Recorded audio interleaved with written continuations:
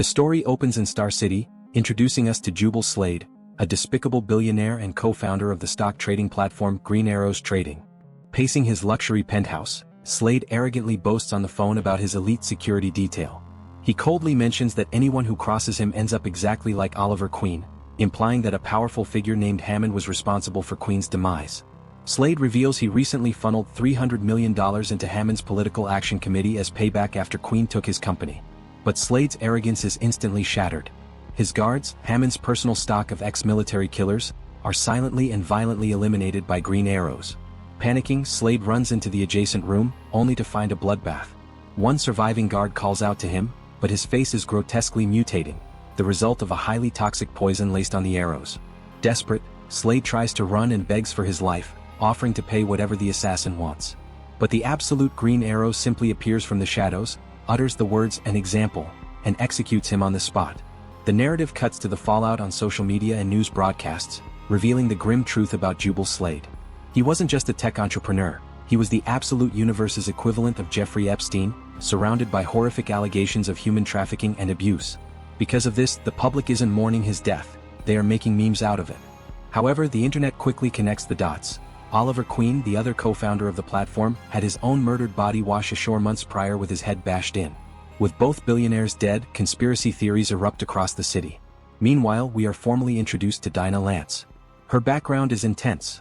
A former Star City police officer and a rising MMA fighter known as Black Canary, who now works as an executive protection specialist. While guarding an obnoxious pop star, a rude bystander shoves Dinah and insults her. Dinah immediately responds by delivering a brutal haymaker to the bystander's face, a move that gets her instantly suspended from her job. In a therapy session with Dr. Annie Green, we learn why Dinah puts up with the corrupt elite. She explains the neuroscience behind how wealth suppresses human empathy, admitting she has grown completely numb to the monsters she protects. She only endures the job for one reason: her father is sick, and she needs the massive paychecks to afford his expensive new medication since his insurance barely covers half the cost. Desperate for a paycheck after her suspension, Dinah takes a meeting with Malcolm Merlyn.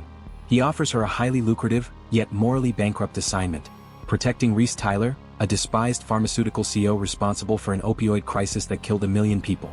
Tyler dodged accountability when his billionaire friend Hector Hammond bought out his bankrupt assets and installed Tyler as the new head of Hammond Pharmaceuticals. The rich bailing out the rich. But Merlyn has an ulterior motive for hiring her. He pointedly asks Dinah if she spoke to Oliver Queen or Jubal Slade before they died.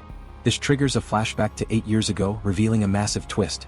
Dinah, Oliver, and Jubal weren't just business associates. They were close. Dinah and Oliver were dating, and Jubal, an awkward coder and Oliver's college roommate, lived right next door. Jubal bursts into their room to reveal the prototype for the Green Arrows app, a platform designed to democratize trading with zero fees. Oliver provided the vision and financing while Jubal wrote the code. The flashback continues, detailing the rapid rise of Green Arrows Trading.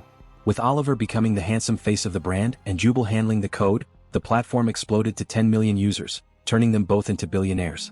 But Dinah reveals she was already gone by that point, having left after catching Oliver cheating. She notes that Oliver, still trying to do the right thing, eventually pushed Jubal out when the horrific allegations surfaced. Tragically, a few months ago, Oliver's dead body washed ashore with his head bashed in, leaving Dinah to obsessively consume every online conspiracy theory about her murdered ex-boyfriend. Snapping back to the present, Malcolm Merlyn reveals exactly why they need Dinah. They believe Jubal's assassin is now targeting his boss, Hector Hammond, and Reese Tyler. Merlyn hands Dinah a tablet with the crime scene photos, and the details are absolutely gruesome. Jubal Slade was found tied up, impaled with 2 green arrows forming his company's logo. His eyes were repeatedly stabbed, and his fingers and lower extremities were severed. A brutal, calculated retribution for his history of assault. Merlyn then reveals the security firm's prime list of suspects. For longtime DC fans, these names hit incredibly hard: Roy Harper, Mia Dearden, and Tom Halloway. In the main universe, these are Oliver Queen's closest allies and sidekicks, but in the absolute universe, they are the prime suspects in a grisly murder investigation. Repulsed by the reality of protecting corrupt billionaires while the internet actively celebrates Jubal's torture, Dinah attempts to decline the job. But suddenly Hector Hammond and Reese Tyler walk into the room. Hammond is the epitome of unchecked toxic power. When Dinah cites her sick father as the reason she cannot take the assignment, Hammond casually snatches the tablet. Realizing Dinah relies on this income for her father's medical bills, Hammond does the unthinkable.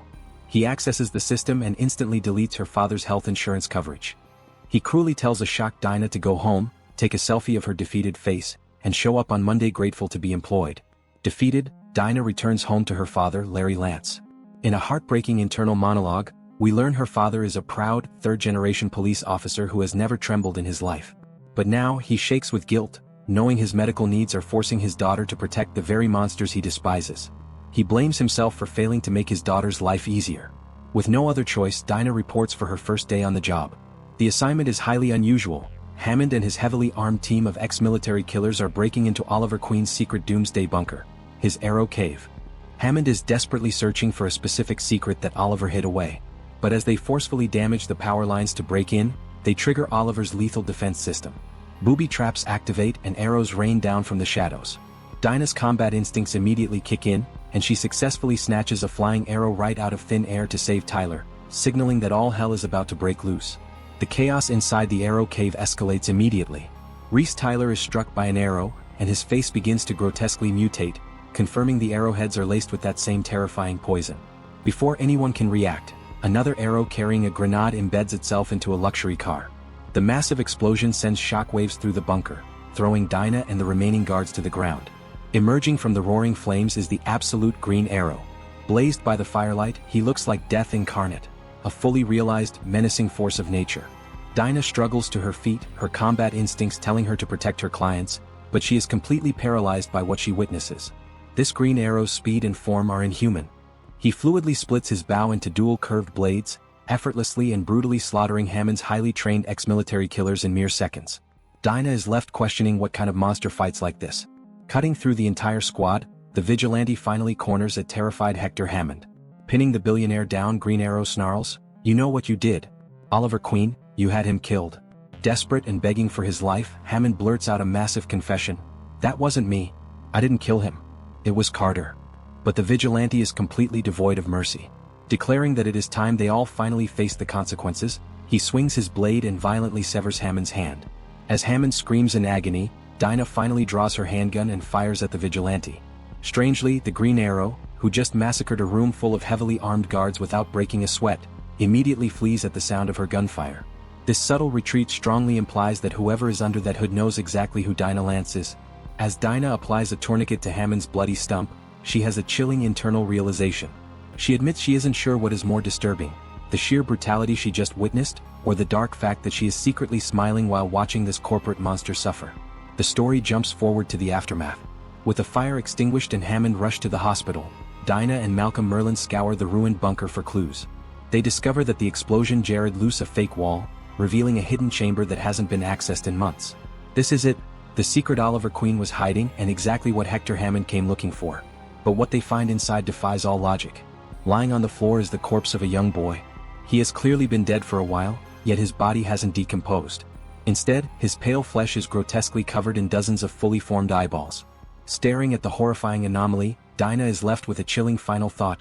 "Damn it, Ollie. What the hell were you up to?" That was the story, folks. Hope you enjoyed it. Please leave your thoughts in the comments below and don't forget to like and subscribe for more videos like this one. See you next time.